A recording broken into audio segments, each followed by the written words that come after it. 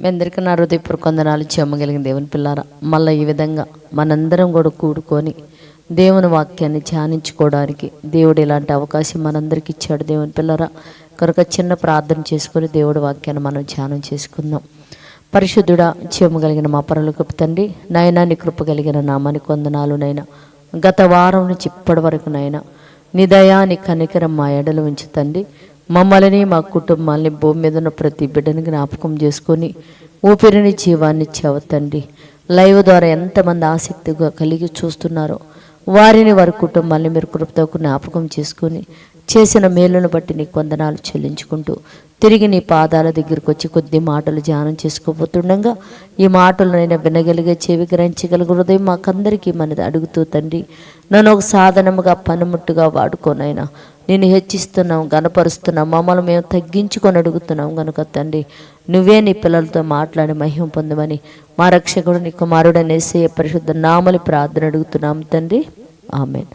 జయమగలిగిన దేవుని పిల్లరా, ఇవాళ మనము మరి భూమి మీదకి మహానుభావుడైన యేసుక్రీస్తు వారు రావటానికి, మరి భూమి మీద దేవుడు యేసుక్రీస్తు వారు లోక రక్షకుడుగా, లోక పాపములు మోసుకొని పోయేవాడిగా యేసుక్రీస్తుని లోకానికి పంపించడానికి ముందే మరి యేసుక్రీస్తు వారికి ఒక తల్లి కావాలా, ఒక తండ్రి కావాలా. మొట్టమొదటిగా ఒక తండ్రిగా, అంటే తండ్రి అంటే తన గోత్రాన్ని ఇవ్వాలా. దేవుని పిల్లారా, తన గోత్రానికి అతనికి ఇవ్వాలి. పుట్టబోయే బిడ్డకి ఎవరి గోత్రంలో పుడితే బాగుంటుందని మనం ఆలోచిస్తే యూదా గోత్రంలో పుట్టాలనేది దేవుని సంకల్పము. ప్రవక్తలో రాసి ఉన్నారు ముందే. కనుక ఆ ప్రవక్తల మాటలని నెరవేరాలంటే, ఆ ప్రవక్తలో ఏమైతే జీవగ్రంథంలో క్రీస్తుకు పూర్వం రాయబడ్డారో అవన్నీ కూడా నెరవేర్చాలంటే దేవుని పిల్లరా, యూదా గోత్రంలో యేసుక్రీస్తు వారు పుట్టాలనేది దేవుని సంకల్పం. మరి యూదా గోత్రంలో కొన్ని వందల మంది ఉంటారు దేవుని పిల్లలు, కొన్ని వేల మంది ప్రజలు ఉంటారు. ఈ వేల మంది ప్రజల్లో దేవుని పిల్లరా, మరి యోసేపు గారిని దేవుడు ఎందుకు ఎన్నుకున్నాడు? యేసుక్రీస్తు వారికి భూమి మీద ఒక తండ్రిగా నిలబడటానికి యేసుక్రీస్తు వారిని ఎందుకు ఎన్నుకున్నారని చూస్తే దేవుని పిల్లరా, నిజంగా వివాహాల బంధాలనేవి కూడా చాలా గొప్పగా ఉంటాయి. మనం చూడగలిగితే దేవుని పిల్లరా, మరి మత్తయి సువార్త 18వ వచనములో దేవుని పిల్లరా, అక్కడి నుంచి మనం జరిగితే ఇక్కడ మత్తయి సువార్త 1వ అధ్యాయం 19వ వచనములో మనం చూడగలిగితే దేవుని పిల్లరా, ఇక్కడ యోసేపు నీతిమంతుడై ఉండని రాయబడింది. దేవుని పిల్లరా, ఒకటి యోసేపుకున్న గుణం ఏంటంటే నీతి అంట. దేవుని పిల్లరా, నీతి అనే మైమరుపు మీరు తొడుగుకోవాలని చెప్తాడు ఎఫెసీ పత్రికలో. అంటే నీతి అనేది చాలా ప్రాముఖ్యమైనది. నీతి అంటే మాట తప్పరు అని అర్థం. దేవుని పిల్లరా, నీతిమంతుడు 7 మారులు పడిపోయిన తిరిగి లెగుస్తాడు అన్నాడు.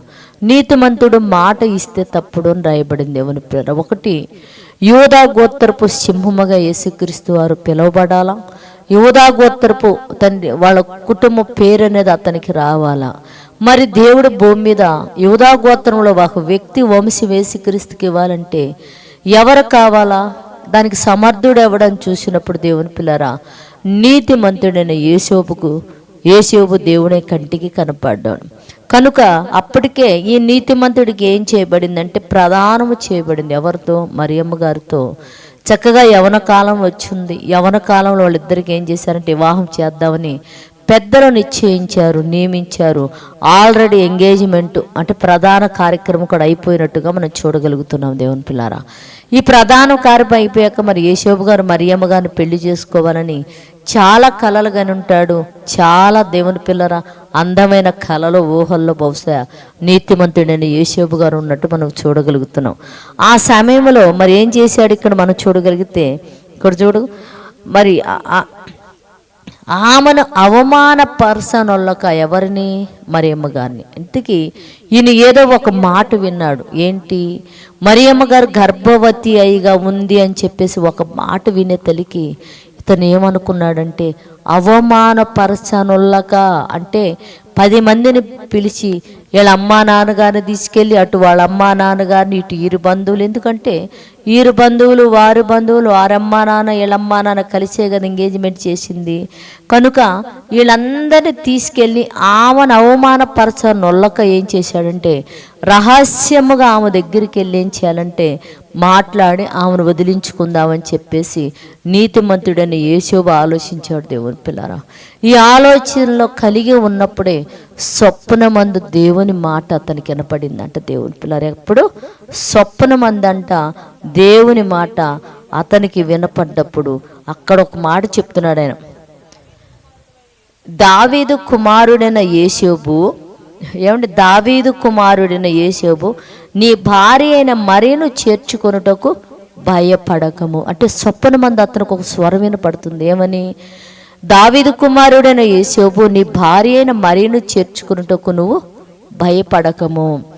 ఆమె గర్భం ధరించినది పరిశుద్ధాత్మ వలన కలిగినది. ఒకవేళ ఏమన్నా ఇంక వేరే ఆలోచన నీకేమన్నా ఉందేమో, ఆమె దేని వల్ల గర్భం ధరించిందంటే పరిశుద్ధాత్మ వలన ధరించింది గనుక ఆమె యొక్క కుమారుని కనును తన ప్రజలుని వారి పాపము నుంచి ఆయనే రక్షించును గనుక ఆయనకి యేసు అని పేరు పెట్టుము. ఎందుకు అతనికి యేసు అనే పేరు నువ్వు పెట్టాలా, యేసు అనే నామకరణ నువ్వు చేయాలి యోసేపు. ఎందుకంటే ఇక్కడ చెప్తున్నాడు, ఇదిగో కన్యక గర్భవతి కుమారుని కనును ఆయనకు ఇమ్మానుయేలు అని పేరు పెట్టబడుదురు అని ప్రభు తన ప్రవక్త ద్వారా పలికిన మాట నెరవేరుటకే ఇదంతా జరిగెను.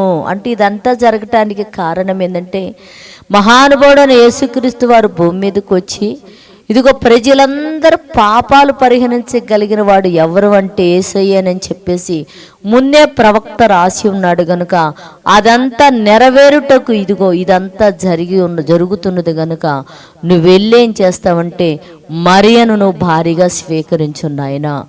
ఆమె కను వరకు ఆమెను ఎరుగకు ఉండు, ఆమెను ముట్టడానికి వీల్లేదు, ఆమె కన్యంత వరకు కూడా ఆమెను ఎరగకుండా నువ్వు ఉండాలని చెప్పేసి నీతిమంతుడని మరి యోసేపు గారికి చెప్పగానే దేవుని పిల్లరా, వారి తల్లిదండ్రులకి ఈ మాట చెప్పలా, బంధువులకు వచ్చి ఈ మాట చెప్పలేదు దేవుని పిల్లరా.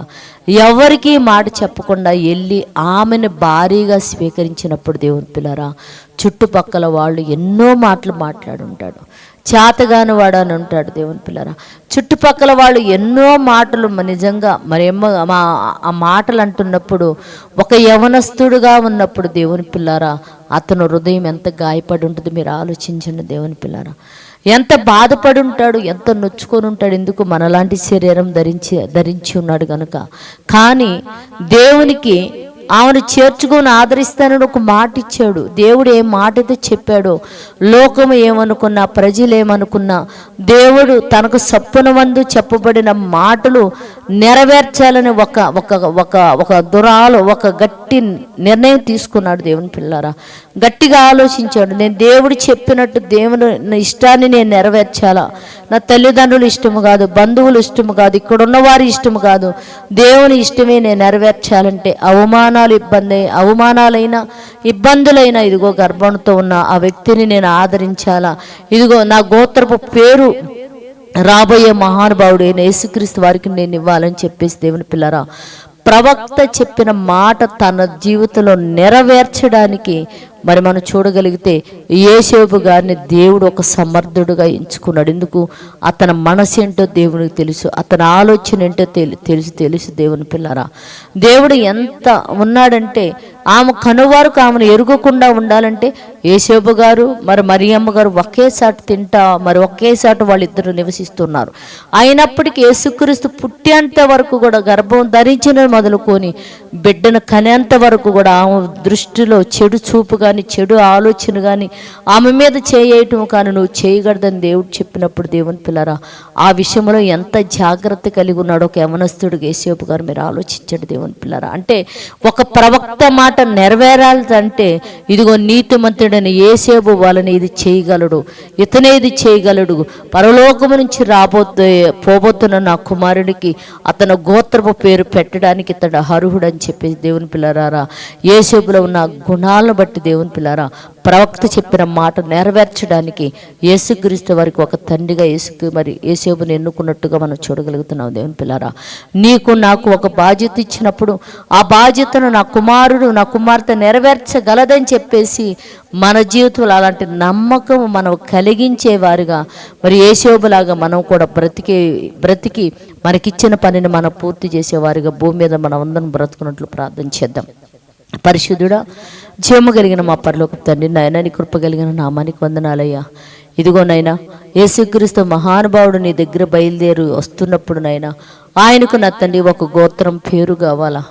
ఇదిగో ఒక నీతిమంతుడని యేసేపుని మీరు ఎన్నుకొని ఒక తండ్రిగా నియమించి భూమి మీద నాయన ఆ గోత్రంలో చేరి నా తండ్రి, ఇదిగో తండ్రి నువ్వు ఏ పేరు ఏ ఆలోచన కలిగి ఉన్నావో వాటన్నిటిని నెరవేర్చడం విషయంలో నా తండ్రి నీతిమంతుడైనా ఇదిగో నా తండ్రి యేసేపు గొప్పవాడిగా మాకు కనపడుతున్నాడయ్యా. మా జీవితంలో కూడా నీవు ఇచ్చిన పనిని నా తండ్రి సంపూర్ణంగా నెరవేర్చి నీ ఎదుట గొప్పవారిగా నిలబడగలిగే భాగ్యం మాకేమని అడుగుతున్నాయినా. ఎంతమంది అయితే ఈ మాటలు వింటున్నారో వారిని వారి కుటుంబాలు మీరు ఆశీర్వదించి వారికి కావాల్సిన సమస్తాన్ని చీరుకులు ఇబ్బందులు ఇచ్చి తండ్రి రక్షించి వారికి కావాల్సిన సమస్తాన్ని మనం అడుగుతున్నా తండ్రినైనా. వీటన్నిటి ద్వారా సకల ఘనతల మహిమను మీరే పొందమని మా రక్షకుడు నీ కుమారుడు యేసు పరిశుద్ధ నామములో ప్రార్థన అడుగుతున్నాము తండ్రి. ఆమేన్.